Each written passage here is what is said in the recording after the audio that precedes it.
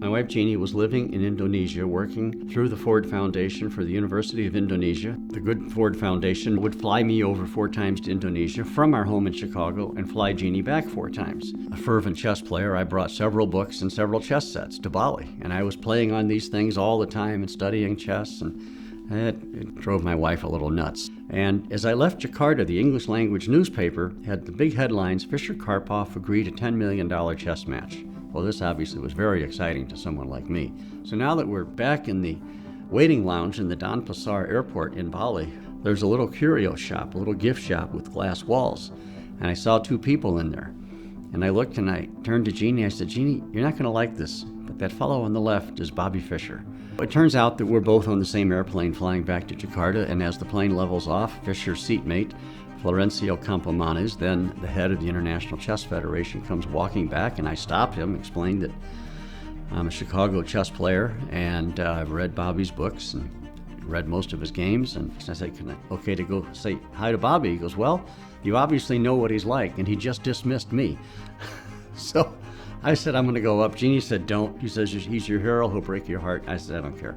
So I went up and I said, Bobby, I just want to say hello, and I hope you crush Karpov. And he turned to me halfway, smiled. He said, don't worry, thank you, I will. And that was it. Mission accomplished.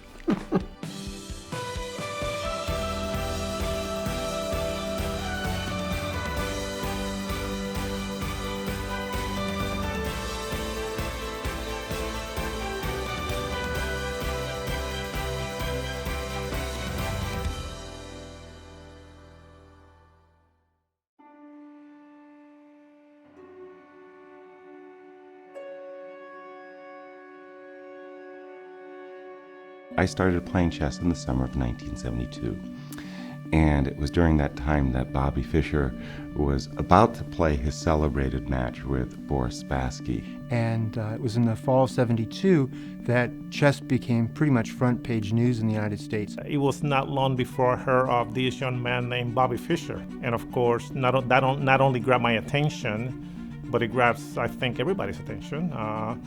Chess fans and those who were not chess fans. And it was just this incredibly exciting time. It's very, very hard to recapture. It was the Cold War, United States versus Soviet, and Bobby Fischer won.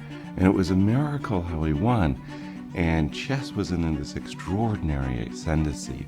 There were people watching on television like they were watching the Super Bowl. His big epic match against Boris Spassky was one for the ages, and it's still remembered as probably the most watched chess World Championship match in history. For me and for many Americans, that is when chess started coming to the forefront. To give an idea, the club I joined in Tacoma, Washington, in fall of '72, it had 200 members. A couple years before that, they were lucky to have 50.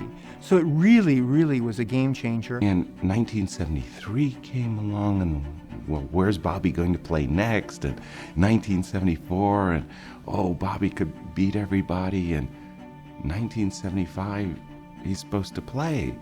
And Bobby hadn't been seen in public, never mind played any games. And it was like this great parade. And suddenly, there was no leader. And it all kind of dissolved and disintegrated. And of course, when Fischer stopped playing, it took a couple of years for the full effects to be felt, but by the mid to late '70s, there was a dramatic decline. Chess probably would have been different if we had Bobby Fischer, champion again in '75 and '78 or whatever the year was. And, we went through this incredible manic high that we were going to have this great chess renaissance, and it just fell by the wayside. And of course, when I became a professional, there was no Bobby Fischer, and there was no real great tournaments. I used to run a chess club called We're Just Pawns. We met once a week at a Barnes & Noble out in South County. And it was the kind of chess club where you have a coffee can out for donations so that you can buy an extra chessboard or a set or maybe a clock if you get enough. It was fun. It was a labor of love. I just did it because I really wanted to be able to play chess. So fast forward a few years, I graduate college, I'm working in my career, and I get approached by Bob Jacobs, who's a big guy in the St. Louis chess scene, and he says, "Hey Tony, there's this guy that really wants to start a chess club. He's retired and moved back to St. Louis, and I think you should meet him. It would be a good idea." So we had a dinner one night, and maybe 15 of us got together. And I've been thinking of starting a chess club. And they said, well, how do we do it? I said, maybe we should go around and look for some space. I pictured it being in a little strip mall. I thought I'd go up there after work on Wednesdays with my key and let some people in, make sure to set that coffee can out again. When I first saw the space that the chess club was going to be in, I thought there's absolutely no way that they can turn this into a beautiful club.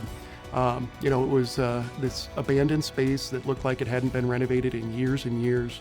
The moment I realized that this was going to be as big as it was is when we walked into the chess club in its disarray and the shape that it was in when we first saw this building, and they said, this is what we plan to have for the club. 3 stories, have classrooms upstairs, have free play on the main floor, have a library in the basement, and I thought, there's no way I'm going to be able to do this part-time. We wanted to be near the schools, near the inner city schools, because we wanted to have access. The whole point of this was to get chess in front of all of the school children in all of the schools. I became involved with the chess club because I am the chess coach of founder Rex Singfield. And as soon as I started giving him lessons, he started telling me about this idea for a chess club in St. Louis. And soon thereafter, I was here for the opening. And wow, when he said chess club, I had no idea what he had in mind. It was the most beautiful chess club I'd ever seen. I remember showing up at the first ribbon cutting for the chess club, and it was very exciting. They always do, and they did. Great job, a first-class job in building a really spectacular facility and institution here. I'd never seen a chess club this nice and built with such great respect for chess and for chess players. I had to pinch myself to make sure I wasn't in Europe or Russia or somewhere else. My first impression being here in St. Louis was that it was really quite a nice chess club. I just wasn't used to the level of professionalism that there was here at the club. And I just thought it's amazing. It's an amazing club with lots of chessboard, lots of chess people. And what I like about it is you can just come here and you can expect to play good opponents all year round. So it's, definitely the best club in the world. I was very impressed. It was nothing like I've seen in a chess club before. So everything was very orderly and very pleasant. It has that cozy feel that made me feel really comfortable to play here, and immediately felt like this was my second home. Just all the details down to everything, the chairs, the tables, the weighted chess pieces. Everywhere you look, it was an homage to the vision of chess and our noble game. And as everyone who has ever been here has always been very impressed with the club. It's become a worldwide phenomenon. So when I came here, I was totally shocked, in a pleasant way, of course. I mean, the facilities and the club and the way they treated the players, the accommodations, of course the area here in the neighborhood. So it was such a nice surprise. No wonder I won the title so many times here. We hosted our very first national championship, the 2009 U.S. Championship, kind of by luck. Rex was meeting with Randy Bauer. Randy Bauer's been very involved with the U.S. Chess Federation for a number of years. So I tell them, well, we're building a chess club. Why don't you come and see the build out? As we're walking from the racket club over to this location, I said to him, someday I would love to be able to host a U.S. championship here in St. Louis. And he goes, well, it just so happens they're looking for a sponsor, so you might be the one. And that's exactly what happened. It came together that fast. So we made a bid and we got it, and it's pretty remarkable. And the way it has grown has astounded everyone, certainly astounded me more than anyone. I never expected it to turn into what it has become, a world power in chess. Suddenly there's this guy out of nowhere, this Rex, and I don't know who is this guy. And prior to U.S. Championship in St. Louis, the U.S. Championship was held except 2 years in California, but then it was like in some small cities, completely unrecognizable with the minuscule prize fund. The quality and the setting of the event were not of the highest nature, whereas now here in St. Louis, you have a professional championship, you have the best players in the world, everything is taken care of and everyone is looked after, and I think that's very important towards professionalizing the game of chess and making it more popular for the general public as well. When I saw that the championship came here to St. Louis and how important it was, it really made me think that, okay, I'm not doing anything with my Costa Rican federation. I would really like to qualify to this tournament, the national championship of the country that I lived in. I remember that the 3 times that I played the national championship here were very stressful. They were tournaments that I'm not used to. I've never been kind of like that elite level of player, and the fact that I got second in one of the national championships for me was a huge success. I still consider it to be probably the best tournament that I've ever had in my entire life. And sometimes I look back, I'm like, did I really just play an Armageddon against Garakamsky for the US Championship? Over the years, the championships, and then of course every year I come back and I see improvements. It's like this foundation of this great chess castles being built, all the lands, like surroundings, they're all improved, like the roads and, you know, the keep itself. So of course, you know, when you have these conditions, you know, you want to play chess, you want to do your best, and that is why I think all these people that we see here in the US Championship, they actually perform far better than they usually do in the other events. That's why I think the women, if you look at them, also the way they play in the US Championship, women, they're fantastic players. I mean, the way they play and they beat, the champions, it's absolutely mind-blowing experience. I definitely think the bar has been raised for US women's chess. And one of the signs of that is that it's no longer just a 2-horse race in this championship. As we saw last year, Nazi winning, and also Tatev was actually in second place. And the younger players, the teenagers, making a much bigger impact than they have in previous years. I think the status of this championship has definitely given something for the players to reach higher for. Just knowing that every year there's this very strong tournament. It's going to be broadcast to thousands of people across the country and across the world with big prizes. It gives you something to train for. I think after my first tournament here, I got motivated to work harder on chess, and had a hope that if I worked harder, I could do even better. And that's exactly what I did. Although the tournament was still really tough and very stressful, everything worked out perfectly, and winning it was a dream come true. And of course now it's a very prestigious title. Like with the US Championship title, now you can say like you're a very top player. Well, obviously after that first experience, I hoped that it would continue to be here, and then it did. So I was very happy. And then after 1 or 2 years, it seemed like, there's really no other place that it should be held. This was by far the best experience I've had playing chess in the United States. So now I just, I assume it's going to be here for the foreseeable future, basically. Winning the 2009 U.S. Championship was probably my fondest memory for a wide variety of reasons. It had this fresh new feel to it, like it was a new start for chess here in the U.S. And I think certainly it was in a way foretelling, because a lot of great things have happened since then. One of the fun parts of my job is watching players go from the junior championship into the U.S. Championship. So Sam Shanklin, Ray Robson, Robert Hess, I've watched them all since they were little kids running up and down the stairs to being, grown adults, professionals in their sport. For me, the US Championship is a very special time of the year. Even if I'm not playing now, I'm doing the commentary in many various ways. It always brings a smile to my face knowing that the championship is coming. Also, the field has gotten stronger, not just with the young players growing up, but now we have, Wesley So, who's joined the U.S. Federation since, we started in 2009 at the chess club, and Fabiano Caruana came back to the U.S. Of course, now with the coming of Fabiano Caruana and especially Wesley So, Hikaru, he gets a run for his money. If you've seen the movie Field of Dreams, you know that if you build it, they will come. Well, that's kind of what we've done here. We built this great chess campus between the club and the Hall of Fame. And I think the players really find that to be something very attractive. Akshat Chandra, junior champion, has moved to St. Louis because of it. Fabiano Caruana, in fact, moved from Italy back to the US and chose St. Louis as his home because of that. In addition to that, Hikaru Nakamura used to live in St. Louis, Ben Feingold lived in St. Louis. So many chess players have decided to make it their home. Well, we love being here. It's a great place with lots of great people and lots of great chess activities all year round, and we feel as if we're part of one big family here. Initially, I changed because I was going to move to Europe and tried to play a different type of tournament, like, trying to get my norms, trying to become a grandmaster, and I was trying to benefit from the trainers in Europe. And then when I changed back, it was, first of all, I wanted to come home, and also it was because chess was becoming better and better in the United States.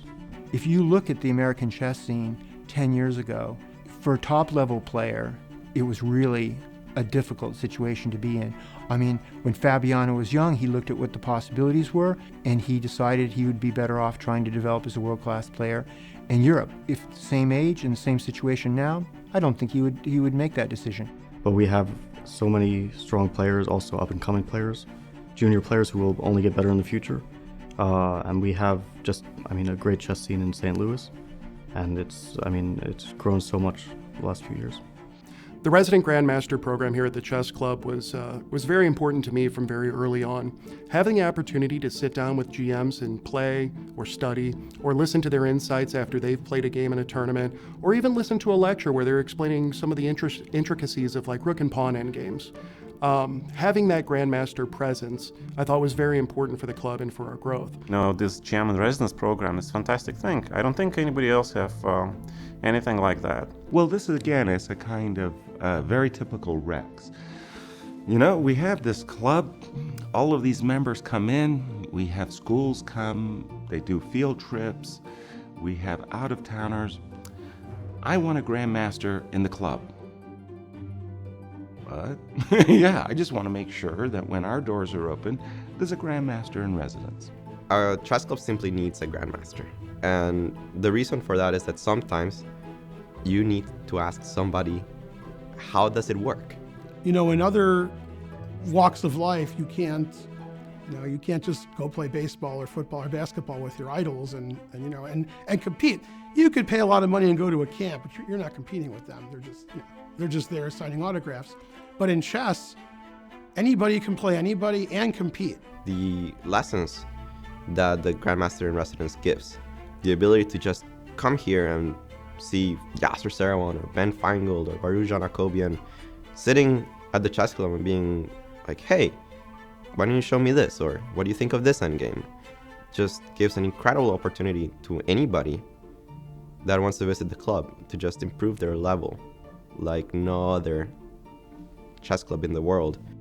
I was playing a ladder game against a 1700 player who worked here, and I think I had won like 130 ladder games in a row with no draws, and he beat me. And he was rated like 17 something. So I was like, oh well, sometimes you lose, that's chess. Of course, then you get to hear about it from everybody you've ever met in your life. Oh, I heard you lost to a 17. Well, who did I hear about it 5 days later in the club? Garry Kasparov. He walks in, he says, oh, I heard about this game you played last week. And I was like, what? And it turned out Rex had printed the game out and looked at it with Garry Kasparov. And he was talking to me, oh, you could have played here, and he did this. And I was like, I just beat a really strong GM last week. He didn't know about that game. He knew about the game I lost to 1700. So you got to be careful around here, because that can happen at the club anytime. I was invited in 2012 to come as a grandmaster in residence, and I came in, do some lectures, okay. And I recall this incredibly vividly. It was almost like yesterday. And all of these kids, it was like 5 to 9 year old kids, are sitting behind their tables and they got their boards in front of you. And it was really amazing. There was like 40 kids. And it was the end of the lecture. And this was like a 50-minute class. And then I noticed that all of these parents were pressing their bodies against the walls and taking pictures. It's like, what? What was going on there? It's the end of the class. And then I suddenly became aware that in my demo board, I had been inviting all of these kids to make moves. And their hands had gone in the air, and they would come up, and they would sit down and give them a high five. And now they were all seated on the floor in a half moon shape around me. And I had to walk very carefully not to step on little legs and little hands. And it was like a eureka moment. We've got to capture these lectures on video, not just for me, but all of the grandmasters that come. We've got to record them. A few years later, we now are about the 100,000 subscriber mark with millions of downloads. We had no idea that when we started archiving all of our Grandmaster lectures on YouTube, that they would reach the vast audience that they have. It's really amazing to see the millions of minutes that have been watched and the hundreds of thousands of viewers that have seen all these great Grandmasters in their prime. And I've heard recently that one of our Kobian's videos has had over 1 million views, which is really saying something for a chess club located in the Midwest. And the greatest compliment I ever had, ever, so this is a big one, right? I'm at the club, and this little girl, I'm telling you, 3-4-year-old, she marches by me with her teddy bear in hand like she owns the place. Mommy's running behind her, goes scooting past me and says, "Hi, Yaz," like we're family. I was like, whoa. She says, "Upstairs there's a tournament, and I have a 7-year-old son playing in the tournament." I go, "Yeah." Says, "Well, at night, just before I go to bed, I like to open the door to his room to see how he's doing." And what my son likes to do is he likes to take a stick, put it underneath his bedsheet, and make a tent. Then he's got his flashlight, and he's got his little tablet, and I hear your voice. It's like literally you're telling him a bedtime chess story. Whenever I listen and I recognize your voice, I've come to think of you as family. So, hi, Yaz. Wow, blow me over with a feather. Scholastic Chess has always been very important to us since the very beginning. When the club opened, we worked with a local nonprofit called Urban Future, and Frank Van Brie really helped kind of mold and form what the Scholastic program was going to become. In the early days, it was kind of tough getting chess in schools. As you know, it's very tough for a lot of teachers to give up some of their class time for something, especially like chess, when they feel like they're already stretched thin as it is. So it took a number of years before we were really able to kind of get our foot in the door at a lot of schools, before teachers started talking to each other and explaining to each other just what they were seeing because of the chess programs. Now we have exactly the opposite problem. It's almost too hard to keep up. Really, the mission of the club is to foster the game of chess and all of the educational benefits it can generate, especially to children. And we're in well over 100 schools, and we've got in-school programs, part of the regular curriculum, and after-school programs. As the children get more interested and they have their friends come and play, that we see with these huge scholastic tournaments, they have, thousands of kids playing. So that is what is the resurgence in chess. And thank goodness, it's very important. There's no doubt that there's a correlation between how kids perform in chess and how they perform in scholastics. And what it does is it helps engage learners. They enjoy doing chess. It makes them becoming more analytical, more disciplined in terms of how they approach their studies in school overall. It gives them something to look forward to. As we've seen with surveys that were done, kids that have chess in school look forward to it, and they also become better students in and outside the classroom as well. We've started a program where we're teaching the police officers how to teach chess to schools, so the police are now going into schools in an entirely different setting. They're going in there as chess teachers. What this does is not only helps build the self-esteem of the student, of the at-risk youth, also help them with discipline and other things, but it does promote a better relationship between the police department and the community the police department serves. It's good to have police officers reaching out to kids, teaching them chess, engaged in a game that they both enjoy, get to connect eyes over the chessboard, shake hands, smile, and really be friends. And that can only be beneficial. The chess merit badge for the Boy Scouts, the Detective Rick Metz, who's driving me today on my security detail, his son received a chess merit badge. And I said, well, do you know whose idea the chess merit badge was? He said, whose? And I said, Jeannie Singfield's. He goes, wow, I had no idea. When we talked Nashville into doing the chess merit badge, I threw out that we would do a launch. So, and we just serendipitously, it was the opening of the World Chess Hall of Fame. So I filled out some forms for NASA and got an astronaut to come out who'd been playing chess in outer space. Taught the kids to come in, and next thing we know, we have these 2 Boy Scout, groups, and grandmasters in the super giant chess set, and astronauts about chess, and was like, they were fired up. In 5 years, 170,000 boys are in the merit match. They have to teach 2 other boys, so we're talking about over 500,000 kids now know how to play chess. And so they are touching a lot of lives in a whole lot of different ways. They make a big difference in a lot of people's lives and in the overall community as well. And that's a great thing that the chess club here does, that it has that outreach program for kids in school to play chess. And I think that's maybe it's in the end its greatest legacy, because after all, it's really the future that we're here for. It's really something that's been great for children and for academics in the St. Louis area in general. It also gives us something to be proud of. It builds civic pride. We are the chess capital of the United States of America. Once we finally knew that St. Louis was going to be named the chess capital, we took a trip up to Washington, D.C., and we were lucky to have Garry Kasparov and some of the players from the junior championship like Caden Trofe and Sam Sevian with us. So we went up.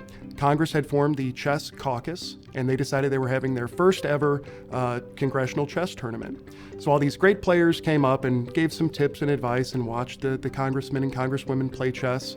And at the very end of it, they told us that we were the chess capital. When I'm with a lot of mayors from around the country, because I'm part of the Conference of Mayors, I'll wear my chess club shirt, and people will ask questions about it, and I'm always quick to be proud to tell them that St. Louis is the chess capital of the United States of America. The World Chess Hall of Fame moving to St. Louis was such a wonderful complement to what's going on at the St. Louis Chess Club. I was lucky enough to be the first employee of the World Chess Hall of Fame. And I was even here when that truck pulled up that brought all of the artifacts and chess memorabilia up to St. Louis from its prior location. You know, as a chess player, I always had an appreciation for the game and its great players and some of the history that's involved with chess. They're showing that it's not just a rich guy's game. It's not just a game for intellectuals. It's a game for people who want to compete. It's a game for people who want to create art. And it's a game for people who enjoy the science side of it as well. The one great thing about the Chess Museum and Hall of Fame is because it has this component, the art component, which, you know, exists on a minor level even in, like say, in the Baseball Hall of Fame. There is a little section downstairs devoted to artworks that somehow relate, but they relate always in a just purely visual form. The advantage of chess is that you're operating on that intellectual level, which allows a different type of art to be shown.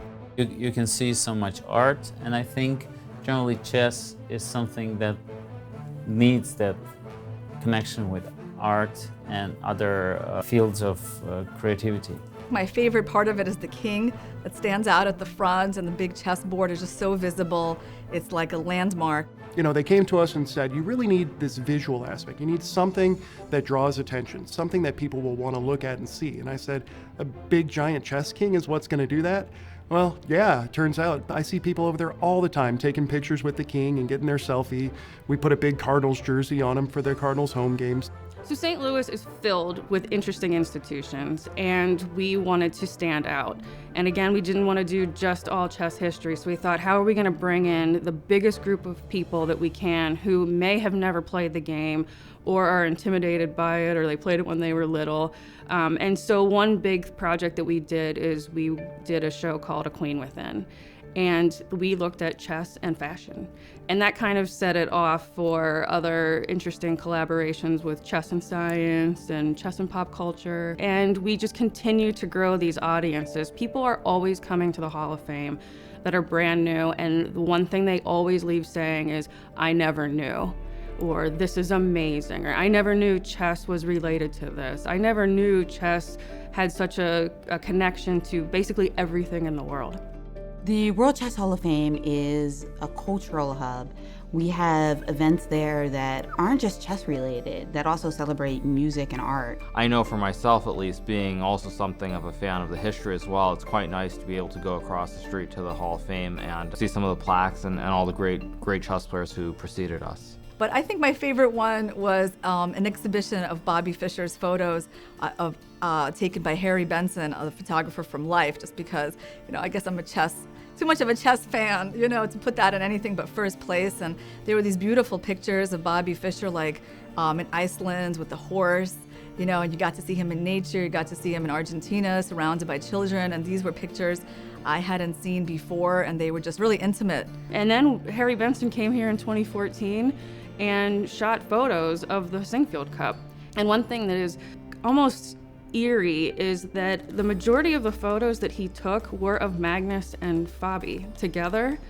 And it's so interesting to see them, because some of them they were very playful, and some of them he would have them staged as if they were, rivals.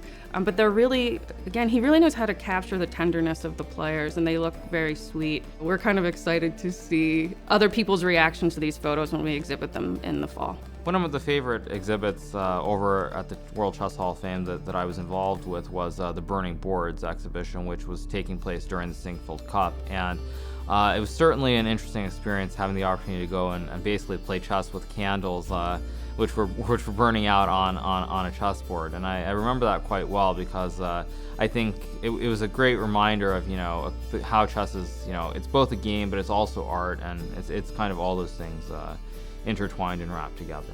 And it becomes a kind of magnet, like the famous chess cities in Russia. I think for America, at least, and even, of course, now internationally, it is considered really the center for chess activities. One of the great things about the chess club is that they're always innovating. And to see them put on some of the great exhibition matches of all time is just amazing. You see Gary facing off against Nakamura and Wesley So. Gary, well, it was intimidating, but it was a lot of fun and a lot of excitement. I couldn't have imagined that since he retired many years ago that I would get a chance to play him in a tournament, but I finally did, so it's like a dream coming true. I can see Wesley, how tickled he was to be able to play Gary and then to be able to beat Gary. I mean, you have to imagine, that's like Steph Curry taking on Michael Jordan. It's something you never get to see in modern chess. Matches like that are epic. And where are they being held? Only in the chess club. And I have to say, that's one of my proudest moments, is watching Garry Kasparov, the world champion of world champions, play chess here. We have events later in the year, like in November, we played the Champions Showdown last year. So, I mean, top players are coming in from all over the world. There's the U.S. Junior Championship, which brings the top kids now in America to compete, which is important as well, because obviously there's some of us who are elite players, but going forward, you do need more talent to come up through the ranks. But the chess club keeps pushing the envelope, inviting great players. Hao Yifan came here, the women's world champion, gave us a chance to see her live and in living color. I mean, that's the kind of stuff that makes chess fans love St. Louis and appreciate everything that the club does to promote chess around the world. Because of what's happening here in St. Louis, I think it's inspiring other chess clubs in the country and people in the world, frankly, to have more interest in chess. Rex really is the big picture guy. He says, I'd really like to do this. Do we have the resources? Can our staff do this? Can we do it in the way I want? So, well, what do you want? He says, I really want a top tournament. These U.S. championships are great, but I want a top tournament. So there was a small committee, Tony, Joy, myself, and we were charged with name that baby. Singfield Cup got its name despite Rex's best efforts. So Joy and I and the rest of the staff here at the Chess Club were brainstorming various names. Rex had said, okay, just one thing. St. Louis has to be in the title. And I said, we should honor our founder. Let's call it the Singfield Cup. I said, there's no St. Louis, by the way. No, I like the Singfield Cup. That sounded really good because there was a Piatigorsky Cups of the 1960s. So there was this precedent. So we all presented the idea to Rex and he said, bah. My gosh, he curses us in Latin, French, and German. I mean, what's wrong with you idiots, he says to us. All I said is that it's got to include St. Louis, and you come back with this. I don't need a tournament named after me. Call it something else. Call it something people will want to hear. I actually like being cursed in Latin. I'm looking forward to another experience like that. Sinkfield Cup was born.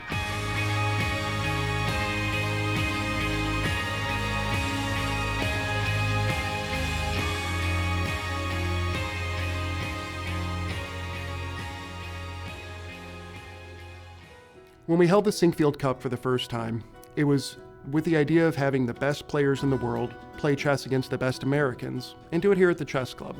So with the short notice that we had at the time, we decided to keep the field small, just the 4 players, Levon Aronian, who was number 2 in the world then, and Magnus Carlsen, who's world champion, play chess against Gata Kamsky, the US number 2, and Hikaru Nakamura, at the time US number 1. So we brought them all into St. Louis. It took a little bit of effort on the front end to really bring all the players together and find the right time for everything. But once Magnus actually stepped into the chess club, it's like meeting your idol. I mean, this guy's the world champion. He's young. He's great at chess. The intent whenever we held the very first Sinkfield Cup was to hold the strongest chess tournament in the history of the game. We did that.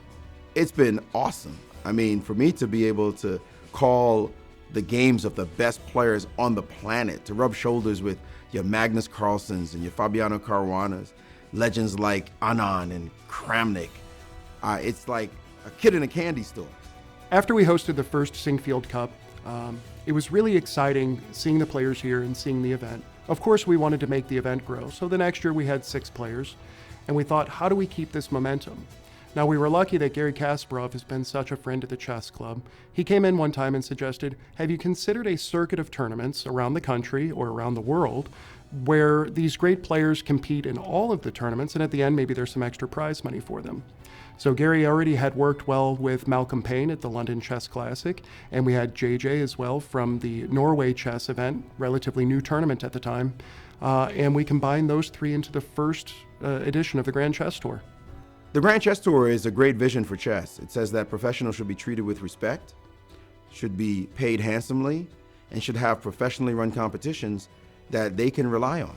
It was a new idea, and I think it certainly was good to have some more top-level events for us to compete in. That with FIDE, for example, you have a few tournaments scattered throughout the year, but it's nothing concrete. It's not a cycle or anything which is leaning towards professionalizing the sport. And I feel that with the Grand Chess Tour, you have a chance to bring in more sponsors, to generate more media publicity, and just for the players as well, it's great to get more exposure. To have a series of tournaments just appear on the chess scene with, you know, a final prize and with all the players and all the strongest players in the world participating and have different formats and everything. It's, I mean, I think for people watching, it's fantastic. And of course, for players, it is as well. And the Grand Chess Tour has a vision to be bigger and broader, extend itself, start to encompass more tournaments, more places, more players.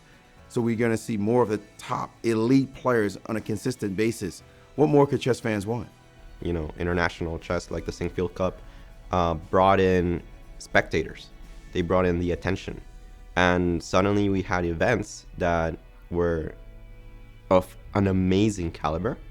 And well, suddenly we needed commentary. And I remember that the commentary that was here at the club has changed dramatically. We realized early on that just reaching the St. Louis community wasn't going to move the bar enough, that we really wanted to reach out nationally to the American chess audience and hopefully internationally as well. And I think we did just that by starting the broadcasts for our major events. You know, if you'll remember back in 2009 when we held our very first championships, it was audio only, streamed on the internet. I guess I never thought that starting a production company at the same time my dad started a chess club would end up coinciding until he asked us to do one of the first chess broadcasts. And at that time, it was audio only. We even have an audience downstairs in the basement that you could sit in and ask questions to the commentators. And when you asked a question, nobody in the internet could hear it because they didn't have microphones. And so the audience had no idea what was actually going on. And of course, I remember the first times when we were, it was like on a little stage, and we were coming to the stage, and there were 2 chairs, we were sitting there. Rex Sinkfield would come and kick up his feet in the front row and just sit there for 6 hours calling out moves. And that had its own charm too. We all had a ball.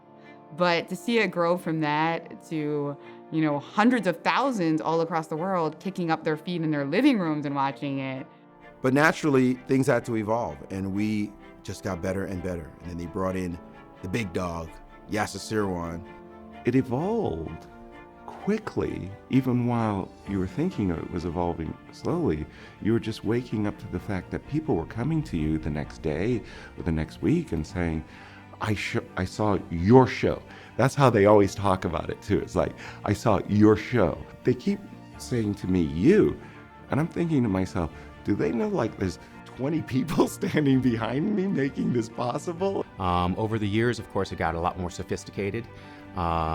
We built a studio, we built an RV, we started having an incredible commentary team, lots of guests, chess puzzles, so on and so forth. And it evolved into this beautiful handcrafted show that has reached millions of people in over 150 countries.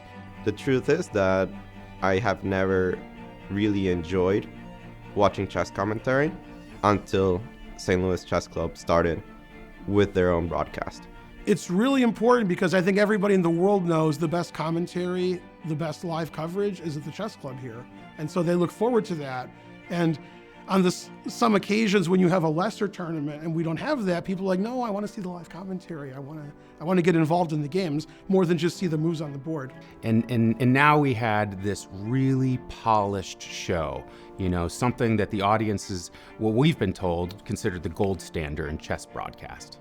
But I think what you really see the change that the St. Louis Chess Club inspired is we are making the show for the fans, for the people who love chess and want to know more. Now, with what the Chess Club has done to promote chess in America, to showcase the talents of its best players, to have tournaments where the best in the U.S. can face the best of the rest, train their guns on the top players, to have regular visits from Magnus Carlsen, Viswanathan Anand, Levon Aronian. Those players help us to become stronger and to envision what's possible. And now you see that we have simply the best chess team in the world. And if you look at the situation with, at the top, you only have to look at, for example, our Olympiad team. And I've been the captain on and off for the last 30 years. And this last Olympiad was the first time when we went in as a legitimate contender. And that wouldn't be possible without the things that have happened here in St. Louis. The Chess Club helped fund the Olympiad team. They helped cover some of our expenses as well as some of the expenses necessary for training for the event. So it was very helpful and beneficial to have the support from the Chess Club here. The Chess Olympiad that was held last September in Baku in Azerbaijan was quite a remarkable event. Olympiads, it's hard to explain how big they are in the chess world. Outside of the World Championship, they're probably the most important event. And it attracts a huge number of chess players from all around the world. There were over 170 countries represented and probably somewhere in the neighborhood about 1,600 players. Unfortunately, in my entire experience from 10 Olympiads and from 3 world teams, we never won the gold medal. Because, playing for your country, it's a very special situation. You play for yourself for the most part for a 2-year period, but at the end of the second year, you play for your national team, and that's a special honor to have. It's interesting because normally I'm playing a tournament, I'm not rooting for them because they're my opponents. I'm hoping that I'll score better than them or that they'll not win their games.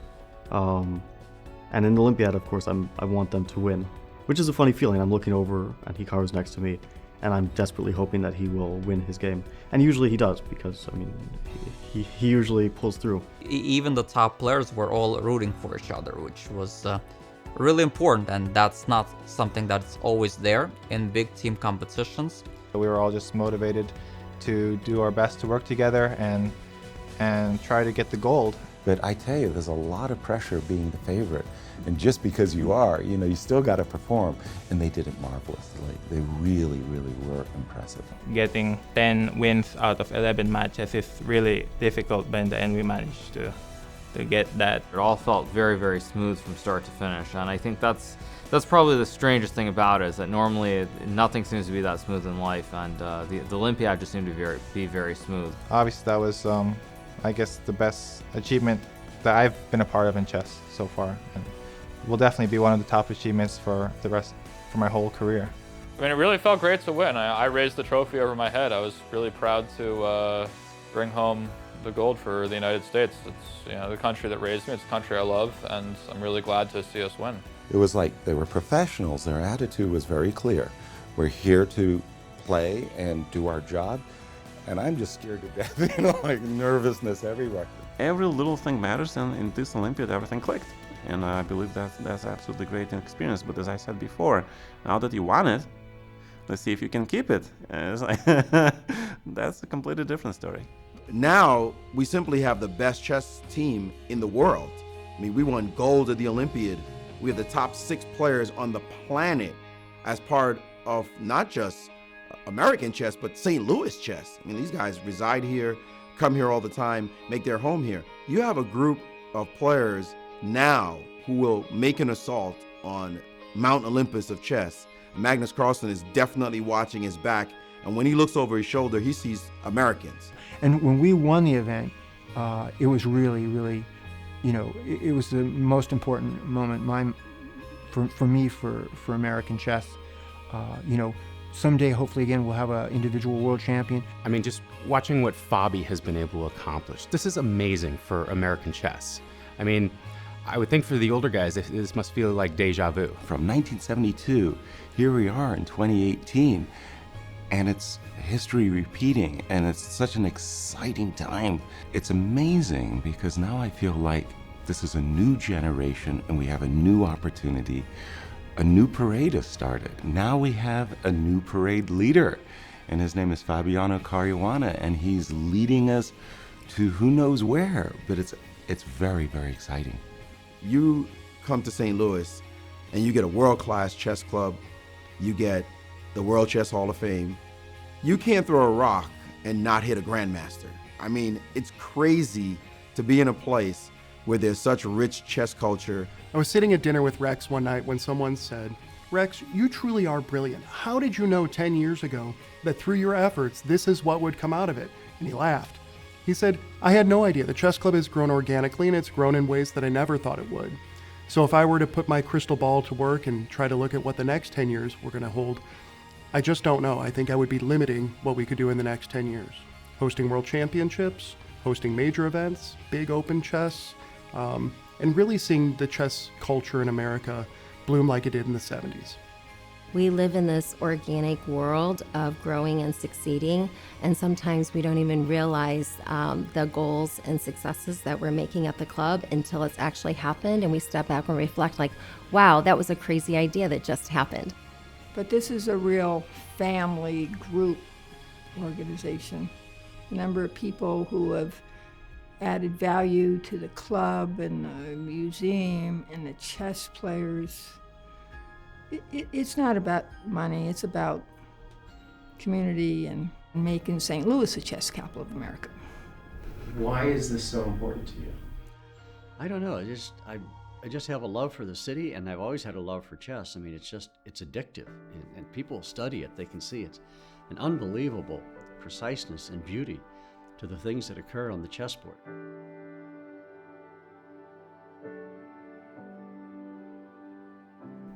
So for all of the club members, anyone who's played in our tournaments, anyone who has worked for the chess club, volunteered, helped us out, helped spread the word of these programs, any of the players that have competed across the board here at the chess club, we thank you. It's because of you that we do this, and we're excited to see what the future holds.